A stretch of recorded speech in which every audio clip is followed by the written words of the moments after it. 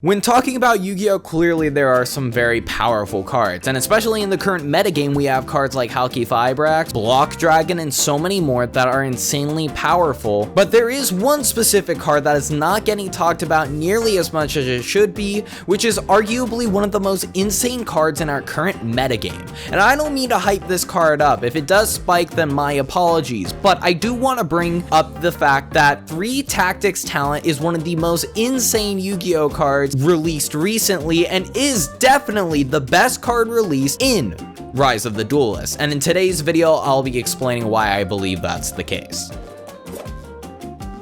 In order to understand why this card is so good, we need to first read its effect. It's a normal spell card that reads, if your opponent has activated a monster effect during your main phase this turn, activate one of these effects. Draw 2 cards, take control of one monster your opponent controls until the end phase, or look at your opponent's hand and choose one card from it to shuffle into the deck. You can only activate 1 triple tactics talent per turn. There's a lot to cover immediately, with the most glaring factor being that it's a fusion of Pot of Greed, Change of Heart, and Forceful Sentry. 3 banned spell cards that are some of the most powerful spell cards ever printed. I don't think I need to explain why these effects are so powerful, but rather I'm going to be giving an argument for why this restriction of your opponent needing to activate a monster effect isn't as relevant as it may seem, especially for some decks. Let's first talk about this card in combo decks, for example Infernoble and Adamancipator. So for combo decks you can either play this or an extender, and depending on your deck that option could vary. If your combo is very consistent, perfectly shown by a deck like Infernoble, where you only need 2 warriors to resolve your full combos, then of course you can play this as a defensive card. You may be asking, well, isn't this card just going to be dead if your opponent doesn't hand trap you? While Tactics isn't inherently doing anything,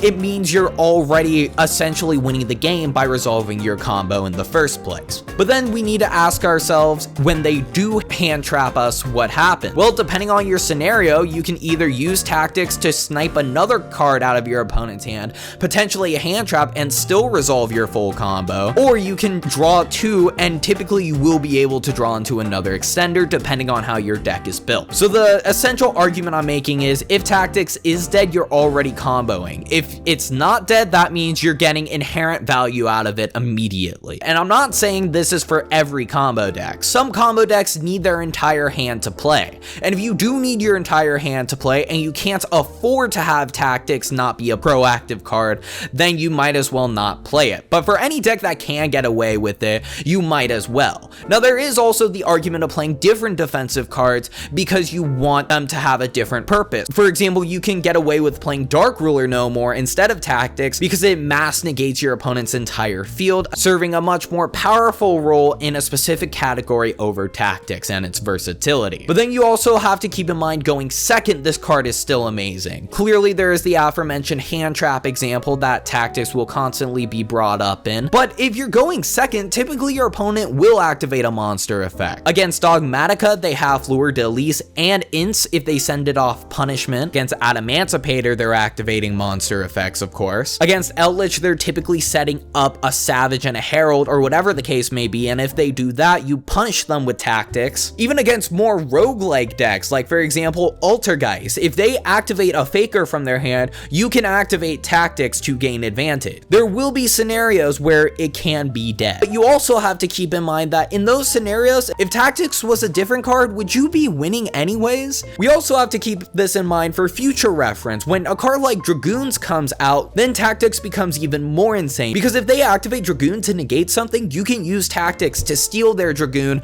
pop your opponent's cards, and clear your way to victory. And you may be wondering, okay, this is great for combo decks, but what about control decks? Well, it's the exact same thing. Even if you're playing a deck like Dogmatica, for example, if you're able to resolve your plays, you're already putting yourself in a much more favorable position. But Tactics gives you the ability, when when you're not able to resolve your plays as thoroughly, you're able to punish your opponent in a much more aggressive manner. So for example, if I'm playing Dogmatica and my opponent does hand trap me, then Tactics just puts me in a much better position by drawing 2, sniping 1, whatever the case may be. So I think it's pretty clear to see that Triple Tactics talent is live a considerable amount of the time. And even when it's not live, that means your plays are resolving, which automatically puts you in a much better position than you would be otherwise. I do need to bring up that not all control decks should play Tactics. If you're a deck that needs your entire hand to be full of generic interaction, then maybe you should consider not playing Tactics. For example, if you're playing a control deck and you need that card to be interaction rather than a reactive card, then Tactics may not be the play for you, and you may want to choose something else, like potentially Called by the Grave. But if your deck can afford to have that card not be a viable interaction,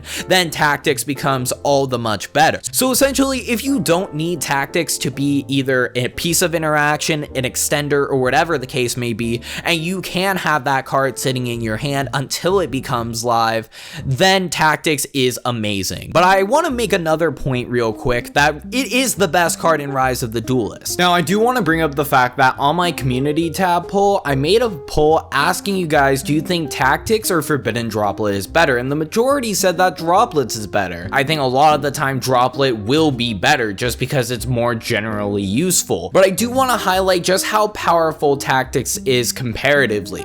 When we talk about a card like Droplets, you're inherently going -1 to fulfill its effects, whereas Tactics is always going to at least be a +1 if you use the draw 2 effect, or through taking your opponent's resources from the hand or from their field. And I think from format to format, we're going to see a shift between these two cards and which one becomes more effective over the other. But because in this case I value the power more of Tactics over Droplets, I'm going to say that Tactics is the better card in my opinion. By no means is my opinion the end all be all, and I think valuing the versatility of Droplets is a totally correct opinion as well. It really just comes to player preference. But for right now, I just wanted to go over my thoughts on this insanely powerful normal spell card that I don't feel like enough people are talking about. If you enjoyed this content and want to see more of it, make sure to subscribe to my channel and like this video, as it helps out immensely. Also, if you're trying to pick up this card or any other card for that matter, make sure to go down into the description and check out my TCG Player affiliate link.